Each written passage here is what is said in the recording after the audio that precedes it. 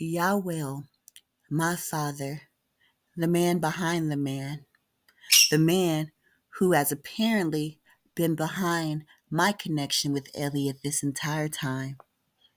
I had no idea.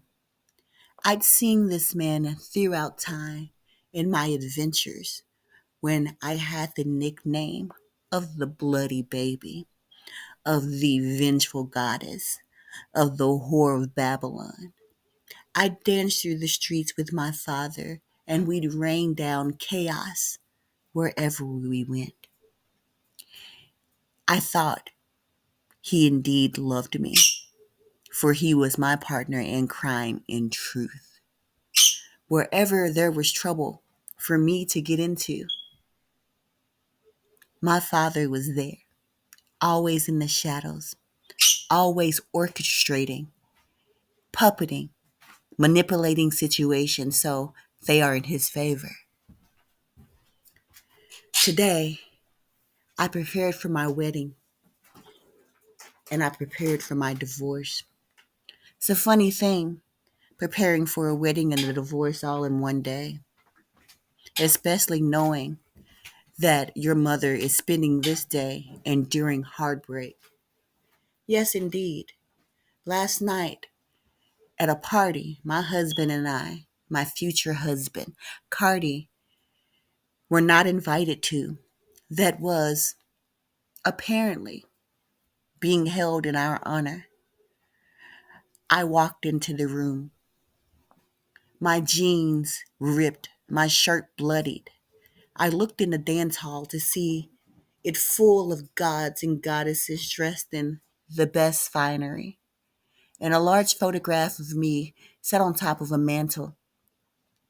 I looked regal, all in glorious purple blue fire. When I came through the door, looking disheveled, my father pointed at me and said, "Here she goes, the fuck up, the wild fade child." Part of the string of lies that he's been telling the God and the faith community throughout my entire life, that I was wild, that I was untamable, that was the reason my magic and my power had to be bound to another throughout time and space. When actuality, Yawell was the man who fueled my rage. He fueled my ambitions. He encouraged my rebellion. With every step and every musical note I played on the violin, every concert hall I sang in, there was Yawell creating chaos in the midst of beauty. Now, in this hall, in the great golden palace that will be mine once again, once I wed Cardi, stood Yawell, laughing and pointing at me with some beautiful celestial woman on his arms. I could only think of the pain my mother was experiencing as she was spending her time in mourning after finding out her husband had betrayed her and all of the fake kind, and rage overtook me. I raced toward the woman and my father standing against the wall, and I wrapped my astral hand around her delicate neck and I started to squeeze.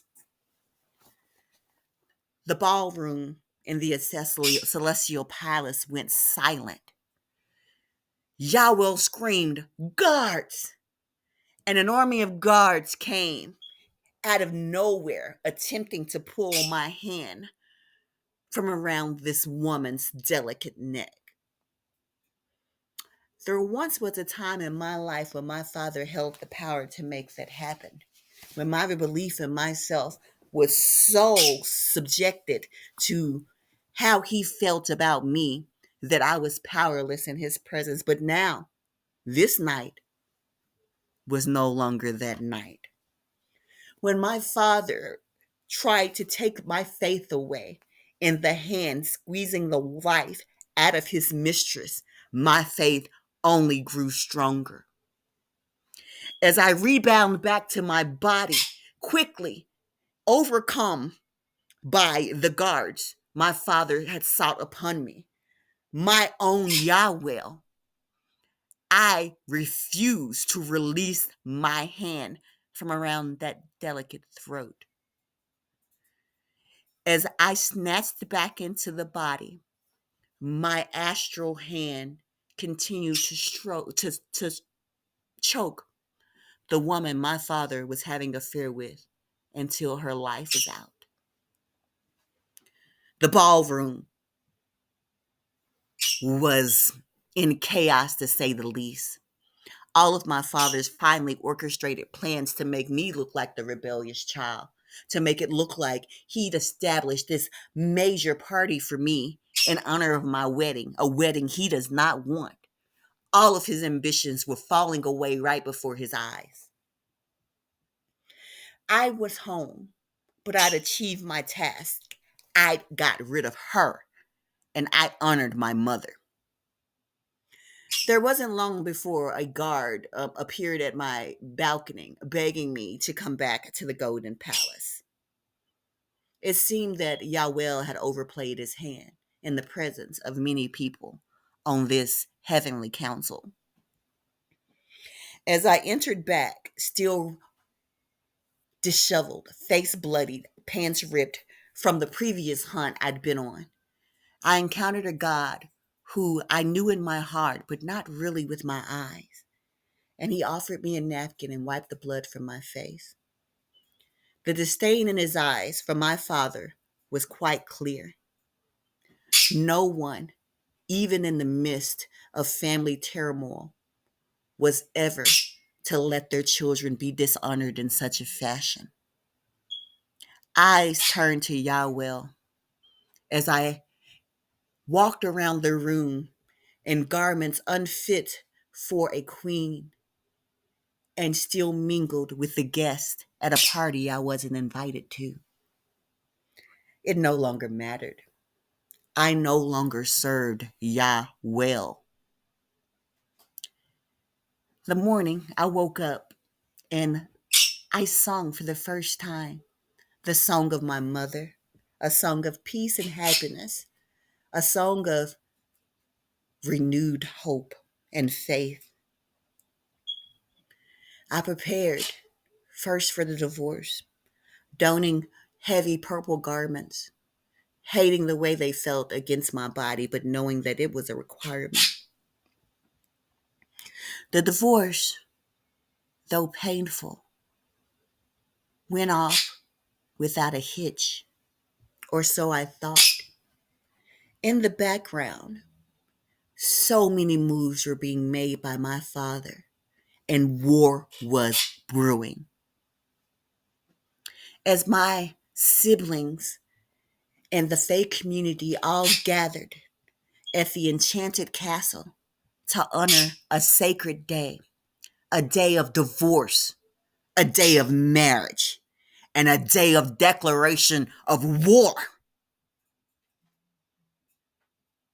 we all celebrated, for we knew that this was only the beginning, and Yahweh was not finished yet.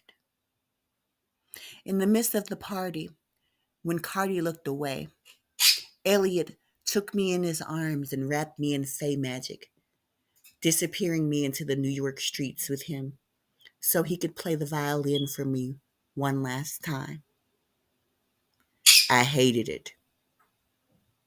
I no longer wanted his touch. I no longer craved his music. I no longer respected his companionship. Soon, in a glory mass of green and blue fae fire, I was back at the side of my husband, Cardi, where I belonged. And now the dance had truly begun.